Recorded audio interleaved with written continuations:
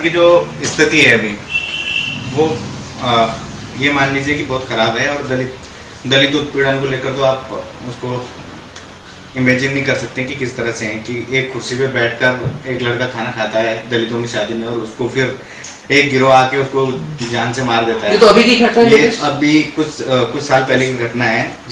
जितेंद्र दास, और उसकी मौके पे मौत हो गई थी, लेकिन थोड़ा फॉर्मेलिटी के लिए उसको हॉस्पिटल ले जाया गया। हॉस्पिटल में उसकी डेथ हो जाती है, और जब उसको हम लोग रिसीव करते हैं उसकी बॉडी को, तो पहले तो प्रशासन उसको छिपाता है कि ये नॉर्मल डेथ है। पूरा उसका मेडिकल हुआ, उसका पीएम हुआ, लेकिन उसमें भी रिपोर्टें इधर उधर करने का काम वहाँ की सरकारों ने किया।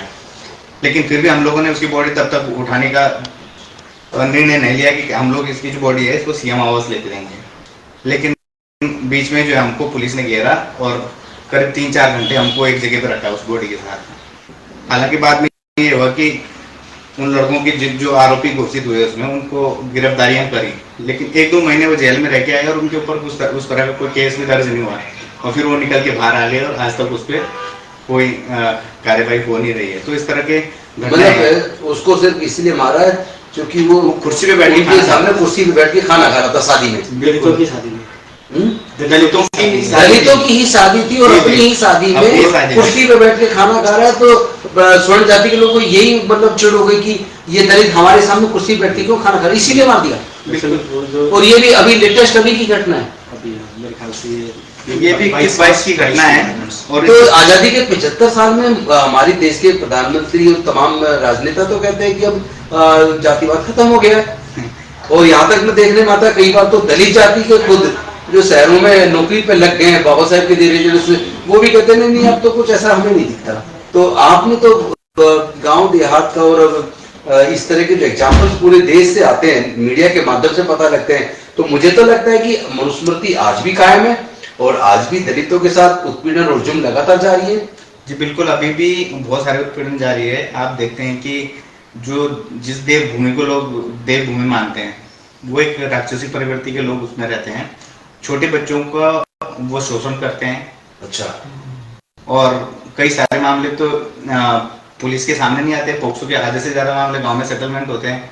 आज तक भी अगर आप उसको देखेंगे तो एक पंचायत है गांव में, पंचायत करके उसका रफा दफा वहीं कर देते हैं 1-2 लाख रुपए में, लेकिन कोई भी पुलिस तक मामला आने नहीं देते हैं। लेकिन कुछ लोग जबर भाई हैं, आप भी विशाल भाई हैं, हम सब लोग हैं, तो कहीं ना कहीं से घटनाएं हमारे पास आती है तो हम फैक्ट फाइंडिंग के लिए उनके साथ खड़े रहते हैं। बहुत सारे केसेस ऐसे हैं जो हम लोग सक्सेस स्टोरी है हमारे पास कि उनको आजीवन कारावास भी हुआ है और जेलों में भी रह के आए हैं। बहुत सारी ऐसी घटनाएं हैं जो हम लोग मतलब हो सकता है 2% ऐसी जिनको सजा हुई, 98% तो लोग बच ही जाते हैं और उनमें बड़ी मात्रा में तो लोगों को मुकदमे नहीं होते होंगे। बिल्कुल। चलिए आज हम माइक दीजिए, आज हम एक और साथी हमारे हरीश कुमार मेहरा जो उत्तराखंड के पिथौरागढ़ से हैं लेकिन दिल्ली में वकालत करते हैं और स्वर्ण जाति से हैं लेकिन बौद्ध बन चुके हैं। मैं उनसे भी जानना चाहूंगा कि हरीश जी आप बताइए, आप उत्तराखंड से, आप क्या मानते हैं कि 75 साल बीत जाने के बाद क्या उत्तराखंड से जातिवाद खत्म हो गया, क्या जातिगत उत्पीड़न वहां खत्म हुआ, कोई फर्क पड़ा, और या किस प्रकार के उत्पीड़न की घटनाएं जो आपने खुद अपने लोगों से जानकारी मिली होगी, तो आप भी थोड़ा इस बारे में हम सबको बताएं, सूचित करें। जैसा भी उत्तराखंड से जो हमारे मेहमान आए हैं, साथी आए, इन्होंने जैसा बताया तो भेदभाव है ये तो मुझे मालूम था शुरू से, क्योंकि मैं भी वहीं का हूँ और हालांकि बचपन से दिल्ली में ही रहा हूँ, मगर बीच में गाँव जाता रहता था, तो भेदभाव होता है तो मुझे भी मालूम था। मगर जैसे ही ये घटनाएं अब सुनने को मिल रही हैं सोशल मीडिया के माध्यम से, क्योंकि पहले तो मीडिया हुआ नहीं करता, पहले जो भी मीडिया था, जो इलेक्ट्रॉनिक मीडिया, प्रिंट मीडिया और जो वो सारा का सारा सवर्णों के कब्जे में है, तो पहले हमें ये सारी घटनाएं पता नहीं लगती थी। मगर सोशल मीडिया जब से आया, वो सोशल मीडिया का है, उसको भोजन मीडिया कहना चाहिए वैसे तो हमें ये सच्ची घटनाएं अब सामने आने लगी है, तो हमें पता लगे उसका जातिवाद का कितना विभत्स रूप है। भेदभाव होना एक अलग चीज है, मतलब इतना जैसे अभी जो बाबा भाई ने बताया कि उस बच्चे के साथ कितनी घिनौनी उसको दंड दिया गया, छोटी सी मामूली सी बात के ऊपर, 200 से कैसे चला, जबकि उसका कोई दोष नहीं था।